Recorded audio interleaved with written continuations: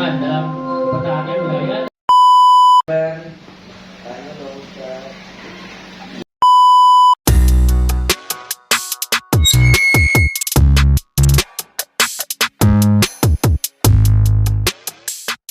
Halo Sobat NS, ketemu lagi bersama saya Ridwan.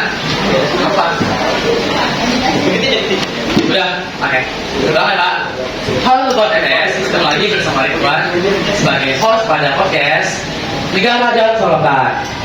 Pada episode kali ini, kami mengundang narasumber yang super duper mantapis, negatif dan bombastis.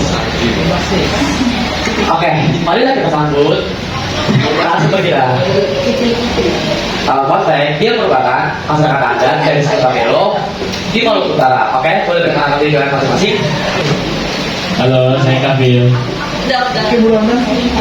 Selamat malam semua. Halo, aku Lydia. Sebelumnya makasih ya Ridwan sudah mengundang kami di acara. Baik. Nah, karena topik kali ini kita akan membahas juga tentang masyarakat adat dan presiden ditolak oleh PT UN. Nah, coba dong jelaskan mengenai sejarah PT UN. Berdasarkan undang-undang nomor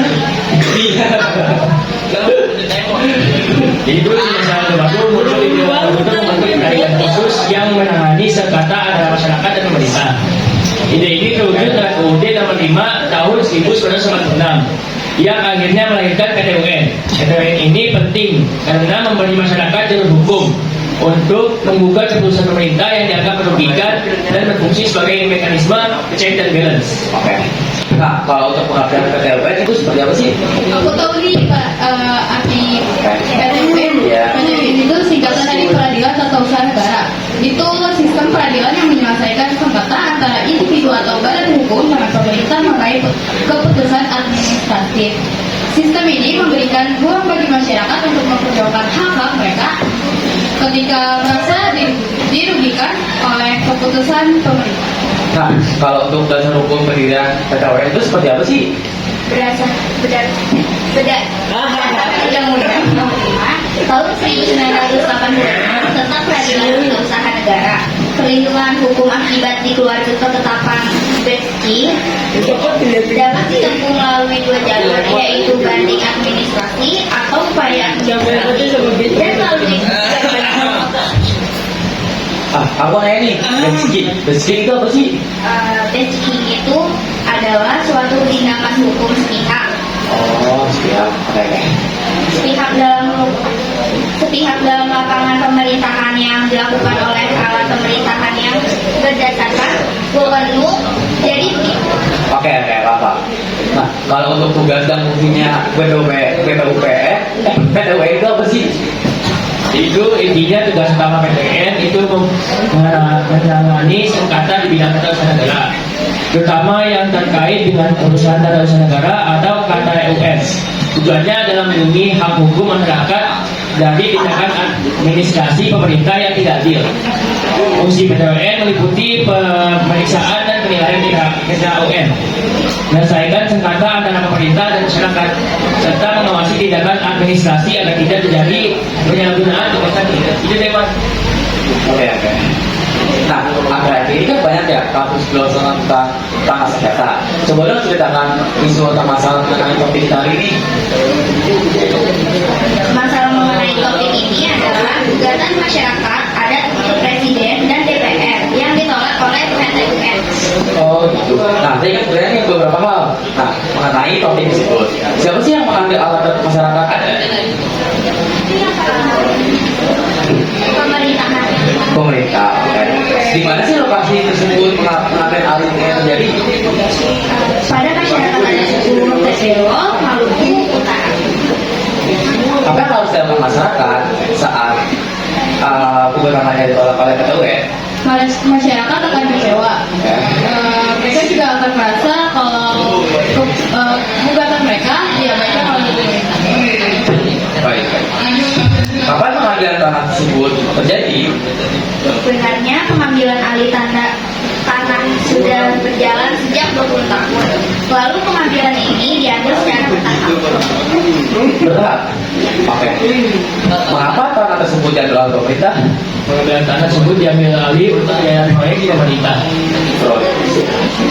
Bagaimana reaksi masyarakat terhadap pengambilan alih tanah? Reaksi masyarakat ada kesulitan dalam bersuara atas gugatan penolakan. Terima kasih atas pertanyaan atas jawaban tersebut. Nah, kita belajar di segmen intinya. Coba ceritakan masalah secara utuh mengenai topik tersebut. Boleh. Aku jelasin ya, kasus ini berawal dari pengadilan tata usaha yang menolak gugatan masyarakat adat terhadap Presiden dan DPR RI. Gugatan ini mengklaim adanya perbuatan melawan hukum karena lambatnya pengesahan rancangan undang-undang masyarakat umum dan juga masyarakat menggugat tindakan pengambilan alih tanah yang mereka kelola secara turun-temurun atau bisa dibilang sebagai tanah leluhur. Keputusan PT UN ini menjadi tantangan besar bagi masyarakat yang merasa hak mereka diabaikan negara.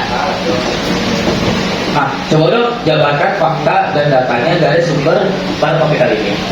Menurut catatan aliansi masyarakat adat Nusantara atau disingkat AMAN, dalam 10 tahun terakhir sekitar 10.000 juta hektar lebih wilayah adat telah dirampas, terutama dalam konteks proyek strategis nasional, investasi tambang dan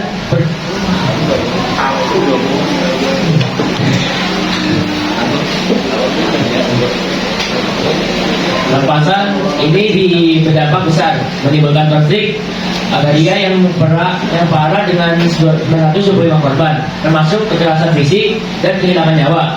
Ini menunjukkan bahwa konflik ini bukan hanya masalah kepemilikan, tetapi juga tentang pengabaian hak-hak masyarakat adat demi kepentingan investasi. Masyarakat adat menghadapi beberapa tantangan dalam pertahanan wilayah dan menghadapi resiko konflik yang besar. Saatnya jam 8 dimulai. Nah, kalau untuk dampaknya seperti apa sih bagi masyarakat?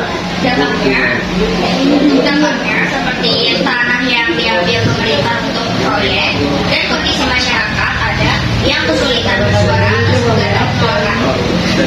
Nah, dari permasalahan tadi terdapat penyelesaiannya. Nah, pastikan kita bermasalahnya terdapat penyelesaiannya. Nah, apa sih yang harus dilakukan oleh pemerintah negara? Menurut aku, negara memang perlu melakukan evaluasi yang menyeluruh terhadap kebijakan pengambilan alih tanah, apalagi kalau terjadi penolakan gugatan secara berulang. Penting untuk diidentifikasi sih, agar tahu ada kekurangan dan ketidakadilan dalam kebijakan. Dengan begitu, kebijakan bisa lebih adil dan tidak memicu konflik. Ya. Nah, sebaliknya nih, apa sih yang harus dilakukan oleh masyarakat? Warga-warga yang merasa hak-hak mereka dilanggar bisa melapor ke Komisi Nasional Hak Asasi Manusia atau Komnas HAM. Komnas HAM berwenang melakukan investigasi independen dan memberikan rekomendasi kepada pemerintah untuk menyelesaikan sengketa secara adil. Oke, terima kasih ya. Oke. Nah, dari pembicaraan kita yang tadi, saya akan menjelaskan mengenai kesimpulan. Kesimpulan. Oke, boleh. Pada topik pembicaraan episode ini. Kesimpulannya mengenai gugatan warga dan atau pengambilan alih tanah yang ditolak oleh Pengadilan Tata Usaha Negara atau PT UN yang menunjukkan bahwa proses hukum formal seringkali tidak memberikan hasil yang diharapkan bagi masyarakat adat dalam memperjuangkan hak atas tanah mereka. Penolakan gugatan ini dapat disebabkan oleh berbagai faktor seperti faktor kekurangan bukti, dan faktor administrasi, formal, dan lain-lain. Oke, terima kasih Tan mengenai kesimpulannya.